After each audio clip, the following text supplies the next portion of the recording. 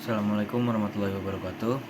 Perkenalkan, nama saya Fakih Adi Alvan dari kelas SI 4607 dengan NIM 120.222.202. Pada kesempatan kali ini, di sini saya akan menerangkan tentang pengenalan data mining. Nah, selanjutnya ada data mining. Inti dari data mining tersebut ini adalah proses penggalian atau pengambilan informasi penting dari sekumpulan data yang besar dan kompleks. Nah, data mining ini adalah proses menganalisis data untuk menemukan pola, tren, atau hubungan yang sebelumnya tidak diketahui. Informasi yang didapatkan dari proses ini bisa sangat berharga dan dapat digunakan untuk membuat keputusan bisnis yang lebih baik dan meningkatkan efisiensi atau bahkan menciptakan produk atau layanan baru. Lalu selanjutnya ada data mining sebagai multiple disiplin. Data mining sebagai multiple disciplines adalah proses yang melibatkan berbagai bidang ilmu dan teknik untuk menganalisis dan mengekstrak informasi dari data. Pendekatan interdisipliner ini memungkinkan pemecahan masalah yang kompleks dengan cara yang lebih efektif.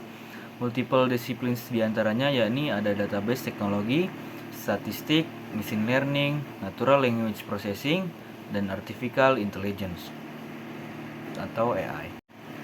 Lalu selanjutnya ada data mining merupakan evolusi dari teknologi informasi.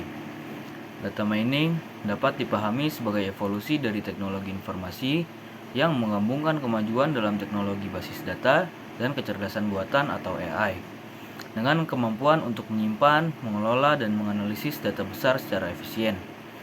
Data mining memberikan wawasan yang dapat digunakan untuk mendukung pengambilan keputusan yang lebih baik di berbagai bidang, mulai dari bisnis hingga kesehatan dan penelitian.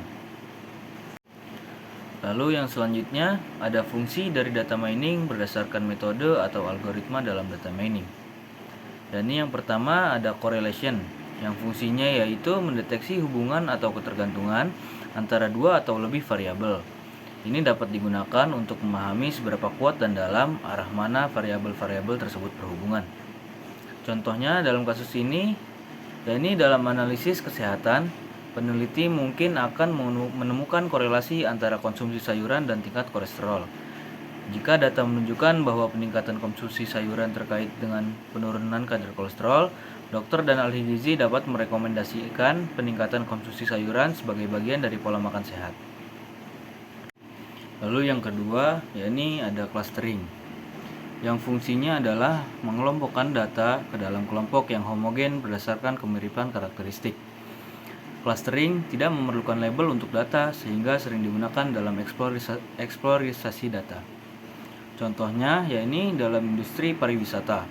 Sebuah agen perjalanan dapat menggunakan clustering untuk mengidentifikasi kelompok wisatawan dengan preferensi yang sama.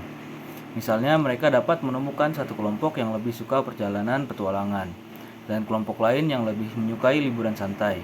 Ini memungkinkan agen untuk menawarkan paket yang lebih sesuai dengan kebutuhan masing-masing kelompok. Lalu yang selanjutnya ada regression, yakni fungsinya memprediksi nilai suatu variabel target berdasarkan satu atau lebih variabel independen. Ini membantu dalam mengidentifikasi hubungan, sebab akibat, dan membuat proyeksi. Contohnya di bidang ekonomi, analisis regresi dapat digunakan untuk memprediksi pertumbuhan GDP berdasarkan faktor-faktor seperti tingkat pengangguran, inflasi, dan investasi. Jika regresi menunjukkan bahwa peningkatan investasi terkait dengan peningkatan GDP, pembuat kebijakan dapat fokus pada merangsang investasi untuk mendorong pertumbuhan ekonomi. Lalu yang selanjutnya ada classification, yakni yang fungsinya mengkategorikan data ke dalam kelas-kelas yang telah ditentukan sebelumnya berdasarkan fitur atau karakteristiknya. Ini berguna untuk pengambilan keputusan otomatis. Contohnya, dalam bidang medis, algoritma klasifikasi dapat digunakan untuk mendiagnosis penyakit berdasarkan gejala dan hasil tes. Misalnya, model klasifikasi dapat dilatih untuk mengidentifikasi apakah pasien memiliki diabetes atau tidak berdasarkan variabel seperti kadar gula darah, usia, dan indeks massa tubuh. Lalu selanjutnya ada time series analysis, yakni yang fungsinya menganalisis data yang dikumpulkan sepanjang waktu untuk mengidentifikasi pola, tren, dan musim serta memprediksi nilai masa depan. Ini penting dalam banyak konteks bisnis dan keuangan. Contohnya, Perusahaan energi dapat menggunakan analisis deret waktu untuk memprediksi permintaan energi di masa depan berdasarkan data konsumsi historis. Dengan memproyeksikan puncak permintaan selama bulan-bulan tertentu, perusahaan dapat merencanakan pengadaan sumber daya dan pengelolaan jaringan distribusi dengan lebih baik. Lalu yang terakhir ada association, yakni fungsinya menemukan pola atau aturan yang menunjukkan bagaimana variabel-variabel terkait satu sama lain dalam dataset besar. Ini berguna untuk rekomendasi produk dan penataan strategi pemasaran. Contohnya, dalam dunia e-commerce, analisis asosiasi dapat digunakan untuk mengidentifikasi bahwa pelanggan yang membeli laptop sering juga membeli aksesori seperti tas laptop, dan mouse. Dengan informasi ini, platform e-commerce dapat merekomendasikan produk yang sering dibeli bersamaan saat pelanggan melakukan pembelian. Lalu yang selanjutnya, ada pentingnya data mining dalam bisnis intelijen. Data mining sangat penting dalam bisnis intelijen karena memungkinkan organisasi untuk mengubah data mentah menjadi wawasan yang berharga, yang membantu dalam pengambilan keputusan yang strategis. Berikut ini adalah beberapa alasan pentingnya data mining dalam bisnis intelijen. Salah satu contohnya yaitu pengambilan keputusan yang lebih baik. Data mining dapat membantu manajer dalam membuat keputusan yang didasarkan pada analisis data yang mendalam, bukan hanya intuisi atau perkiraan.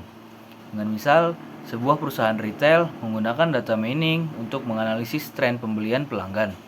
Dengan informasi ini, manajemen dapat memutuskan produk mana yang harus dipromosikan atau disimpan lebih banyak, sehingga meningkatkan penjualan dan mengurangi kelebihan stok. Mungkin sekian presentasi dari saya, kurang lebihnya mohon maaf. Wassalamualaikum warahmatullahi wabarakatuh.